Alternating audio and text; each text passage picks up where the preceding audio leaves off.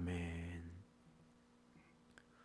오늘은 민수기 6장 말씀을 통해서 우리가 하나님의 말씀을 함께 나누도록 하겠습니다. 민수기 6장에 있는 주제의 말씀을 보면 나실인의 법이라고 우리는 기록되어 있습니다. 여러분, 나실인이 누구고 무엇이겠습니까? 성경에 나오는 나실인의 대표적인 사람들이 있습니다. 우리가 잘 알고 있는 나실인이 있죠. 구약 성경에는 사무엘이라는 사람이 있습니다. 사무엘은 하나님께 드려진 나실인이었습니다. 또한 삼손이라는 사람도 있습니다. 그 사람 또한 나실인이었습니다. 신약 성경에는 누가 있었을까요? 신약 성경에는 세례 요한이 바로 나실인이었습니다.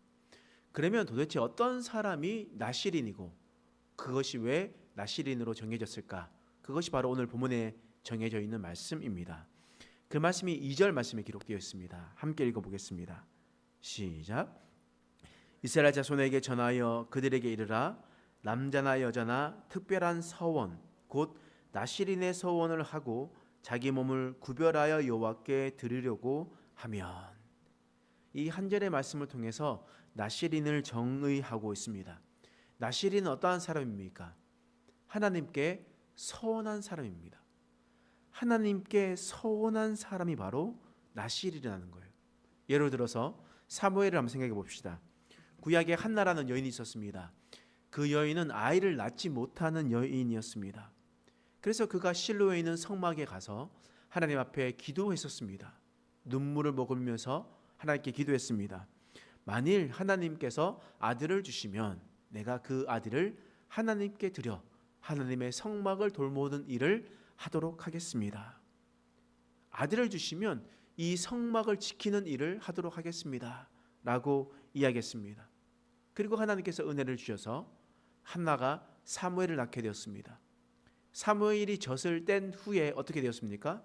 한나는 그 서원을 갚으려고 어린 사무엘을 데리고 가서 성막에 맡겼습니다. 그리고 어린 사무엘은 그 어렸을 때부터 성막 돌보는 일을 하게 되었습니다. 이처럼 하나님 앞에 서원을 한 사람이 바로 그 나실이라는 것을 말씀하고 있습니다. 세례 요한 보십시오. 세례 요한은 신약 시대의 제사장 가문 사가랴라는 사람이 있었습니다. 사가랴는 나이가 많았고 그 나이가 많은 부인도 있었습니다. 그의 이름은 엘리사벳이었습니다. 그들은 나이가 많았지만 아이가 없었습니다. 그런데 이 사가랴가 제사장 직분을 감당해야 될 때에 그가 하나님의 성전에 올라갔고 주의 성전을 돌보는 동안에 천사가 나타났습니다. 내가 너희 가문에 아이를 주겠다. 그의 아이들 이름을 요한이라 하라 라고 말씀하셨습니다. 그가 성전 봉사를 마치고 집으로 돌아갔고 엘리사벳은 잉태하게 되었습니다. 그리고 그의 아들 요한을 낳게 되었습니다. 그리고 세례 요한은 하나님께 바쳐져서 그는 광야에 외치는 소리로 밖에서 돌아다니면서 하나님의 복음을 증거하는 사람이 되었습니다. 이처럼 구약 성경이나 신약 성경에도 마찬가지로 나실인의 규정은 확실하게 정해져 있습니다.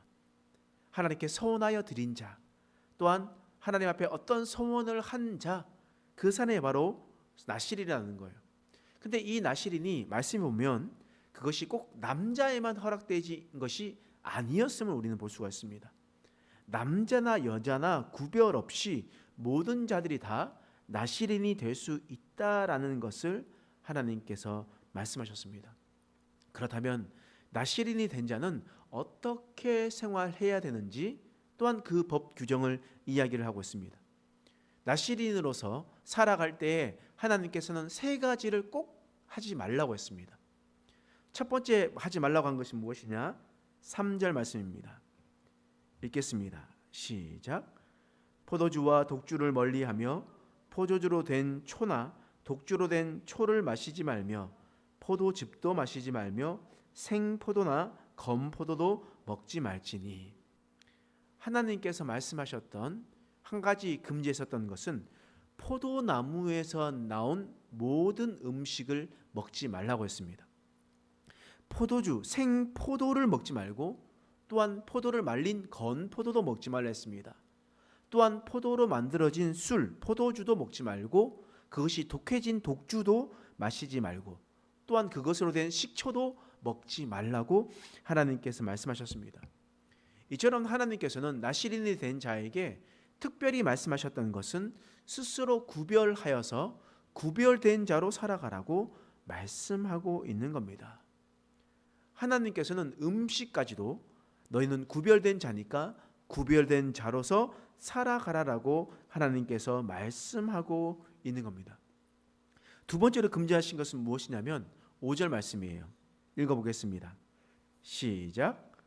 그 서원을 하고 구별하는 모든 날 동안은 삭도를 절대로 그의 머리에 대지 말 것이라. 자기 몸을 구별하여 여호와께 드리는 날이 차기까지는 그는 거룩한즉 그의 머리털을 길게 자라게 할 것이니라. 하나님께서 또 금지한 것이 무엇입니까? 머리털을 자르지 말아라고 하나님께서 말씀하셨습니다. 너희가 서원을 한 사람이면 너희는 머리를 계속해서 길러야 된다라고 하나님께서 말씀하셨습니다. 이는 고도의 근동 지역에 또한 이스라엘 사람들이 어떻게 느껴졌냐면 머리털은 장수에 대한 의미이며 또한 머리털에 하나님의 임재하는 자리다라고 하나님께서 말씀하셨습니다. 그렇게 생각하고 있었던 거예요. 그래서 그 정수리에 하나님께서 임재하신다라고 생각하는 겁니다. 그래서 우리가 성령 받았다라고 이야기하면 우리가 어떻겠습니까? 머리에 안수하거나 머리로부터 임한다라고 이렇게 우리는 느껴지고 있잖아요. 그런 것들이 대부분 다 이 머리털 정수리에서부터 성령의 임재하심이 있다. 그러므로 너희가 서원하는 동안은 머리털을 밀지 말라라고 하나님께서 말씀하셨습니다. 또한 세 번째로 금지한 것이 있습니다. 6절 말씀이에요. 읽어보겠습니다. 시작. 자기의 몸을 구별하여 여호와께 드리는 모든 날 동안은 시체를 가까이 하지 말 것이요. 세 번째로 하지 말아야 될 것은 바로 시체를 가까이 하지 말라고 말씀하셨습니다. 이는 우리가 지난번 보았던 대제사장의 규례와 같이 아버지와 어머니 그리고 형제 자매에도 마찬가지였습니다. 모든 사람들과의 시체를 가까이 하지 말라라고 하나님께서 명령하셨습니다. 이 세 가지가 바로 나실인이 행해야 될 규례였습니다. 너희가 서원을 했다면 이 서원을 반드시 지키라라고 하나님께서 말씀하셨습니다. 근데 여러분 생각할 때 음식은 안 먹을 수도 있고 또 머리털은 안 자를 수 있는데 혹시나 집에서 잠자는데 갑자기 우리 부모님이 돌아가시면 내 시체를 가까이 할 수밖에 없는데 이 상황은 어떻게 하겠습니까? 라고 얘기했습니다. 생각할 수 있습니다. 그때 하나님께서 말씀을 통해서 또 정확하게 하나님께서 말씀하시는 거예요. 오늘 본문의 말씀을 통해서 보면 혹 너희가 시체를 부지중에 가까이 하게 되었을 때는 너희는 하나님께 가서 너희 머리털을 다시 다 밀어라. 그리고 난 다음에 이전 것은 다 없어졌으니까 너희는 나실인을 새로 다시 시작해야 된다 라고 하나님께서 명령하셨습니다. 이처럼 하나님 앞에 서원한 자는 구별된 자로 살아가라라고 하나님께서 우리에게 분명하게 말씀하고 있는 겁니다. 여러분 우리가 생각했을 때 나실인 삼손이죠. 나실인 삼손이 힘을 가진 이유가 무엇이겠습니까? 그는 초능력적인 힘을 가지고 있었습니다. 사람이 봤었을 때 사람의 그 이상 아주 큰 힘을 가지고 있었습니다. 그 힘은 사람에게서 나온 것이 아니었습니다. 누구의 힘입니까? 바로 여호와 하나님의 힘이었습니다. 하나님은 나실인으로 바쳐졌었던 삼손에게 하나님께서 힘을 주셨다라는 거예요. 그 힘의 기초는 바로 하나님이었습니다. 그런데 삼손이요 하지 말아야 할 세 가지가 있습니다. 여러분 기억나십니까? 이제 한번 말씀해 보실까요? 첫 번째 무엇을 하면 안 됩니까? 첫 번째 포도의 소산을 먹어서는 안 됩니다. 두 번째 삭도를 대면 안 됩니다. 세 번째 시체를 가까이 하면 안 됩니다. 근데 여러분이 너무나 잘 알다시피 삼손이 어떤 삶을 살았습니까? 삼손이 포도의 소산을 가까이 하지 않고 살았습니까? 그것을 달고 살았습니까? 여러분 그 사람은 달고 살았죠. 그것이 달고 살았습니다. 하나님께서 나실인의 것을 위법하는 그런 삼손의 행동이었습니다. 두 번째로 그는 시체를 가까이 해서는 안 됩니다. 근데 삼손 어떻게 했습니까? 나귀 턱뼈를 빼가지고 1000명을 죽인 사람입니다. 수많은 사람들을 죽인 사람. 시체를 가까이 하지 말라 그랬는데 시체를 만들어냈던 사람이 바로 이런 삼손이었습니다. 그런데 그가 머리에 힘이 빠진 이유가 무엇이겠습니까? 들릴라에 의해서 머리에 삭도를 대었을 때, 우리는 생각할 수 있습니다. 그의 힘이 머리털에서 나왔다라고 생각할 수 있지만 민수기 6장의 말씀에 의해서 생각해 보면 머리털을 밀었던 것이 어떤 의미겠습니까? 나시린의 법을 어겼다라는 뜻입니다. 여러분, 그것을 어기면 어떻게 됐습니까? 처음으로 돌아간다라고 말씀하셨죠. 그러면 삼손이 힘이 빠진 이유는 머리털에서 힘이 나는 것이 아니라 그가 하나님께 지켜야 할 약속을 하나 둘씩 어기다가 마지막까지 하나님의 명령대로 순종하지 않으니 하나님께서 그의 힘을 빼앗아 가게 되었던 겁니다. 그리고 삼손의 모습 보십시오. 삼손은 회개하고 감옥에 있습니다. 그리고 난 다음에 시간이 흘러 그의 머리털이 자라게 되었다라고 성경은 그렇게 기록되어 있습니다. 그리고 난 다음에 그가 하나님께 회개하고 하나님 한 번만 저에게 힘을 주시면 제가 이들과 함께 하나님의 원수를 갚겠습니다 라고 이야기했습니다. 경기장에 모여 있었던 자들 가운데 기둥에 묶여 있었고 그는 마지막으로 힘을 써서 그 기둥을 무너뜨린 채 거기에 있는 3,000명과 함께 매몰되는 그런 일들이 일어나게 되었습니다. 이게 무슨 말이겠습니까?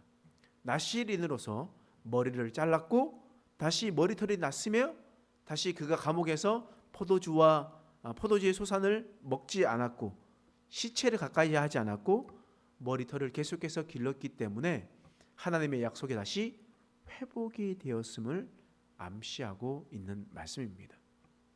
그렇기 때문에 성경의 어느 구절도 그냥 이루어진 것이 아닙니다. 하나님 왜 이런 말씀을 주셨을까? 하나님 왜 이 상황에서 왜 이런 행동을 하셨을까? 라는 우리가 의구심이 든다면 먼저 하나님께서 말씀하셨던 법을 한번 살펴보아야 됩니다. 하나님은 신실하셔서 하나님은 거저 말씀하시지 않고 하나님께서 먼저 말씀하셨던 법에 의해서 그 모든 것을 심판하시는 분이시기 때문입니다. 하나님은 공의의 하나님이거든요. 그러므로 우리는 본문에 나와 있었던 이 모세오경, 창세기, 출애굽기, 레위기, 민수기, 신명기에 관한 이 법을 분명히 알고 그 법을 기초로 해서 그 나머지에 있는 말씀들을 해석을 한다면 하나님께서 이런 상황에서 이렇게 말씀하셨구나 라는 것을 우리는 분명히 알 수가 있습니다. 그러므로 우리는 말씀을 가까이 해야 됩니다. 말씀을 가까이 해서 하나님께서 우리에게 명령하신 말씀이 먼저 무엇이었는지를 분명히 알아야 우리는 하나님의 뜻을 헤아릴 수가 있습니다. 우리는 기도할 때 하나님께서 나에게 응답하지 않는다라고 우리는 생각합니다. 아무리 기도해도 하나님께서 나의 기도를 들어 응답하시지 않는다라고 생각할 때가 너무나 많습니다. 그러나 그것은 우리의 착각입니다. 하나님께서 우리에게 수많은 말씀을 하셨는데 우리가 몰라서 깨닫지 못하는 겁니다. 우리가 말씀을 몰라서 알아듣지 못하는 겁니다. 하나님께서 여러 방면에서 우리가 하는 기도에 대한 응답을 말씀하고 있었음에도 불구하고 우리가 받아들이지 않고 있는 것뿐입니다. 그래서 우리가 하나님의 말씀을 분명히 알아서 내 고집과 내 생각과 내 자존심대로 살아가는 것이 아니라 하나님의 말씀하신 그 말씀을 즉각 순종함으로 주 말씀을 살아가는 저와 여러분 되시길 간절히 축원합니다. 기도하겠습니다. 하나님, 오늘 나시린의 법을 통해서 하나님께서 우리에게 말씀하신 것을 감사합니다. 하나님, 나시린의 법을 통해서 우리는 성경 말씀이 이해가 되었습니다. 하나님, 이 모든 순간순간 하나님 앞에 나아가게 하여 주시옵소서. 하나님의 뜻을 헤아리며 말씀을 가까이 하며 하나님의 뜻을 구하며 살아갈 수 있는 우리들의 인생 되실 수 있도록 도와주시옵소서. 감사드리며 예수님의 이름으로 간절히 기도드립니다.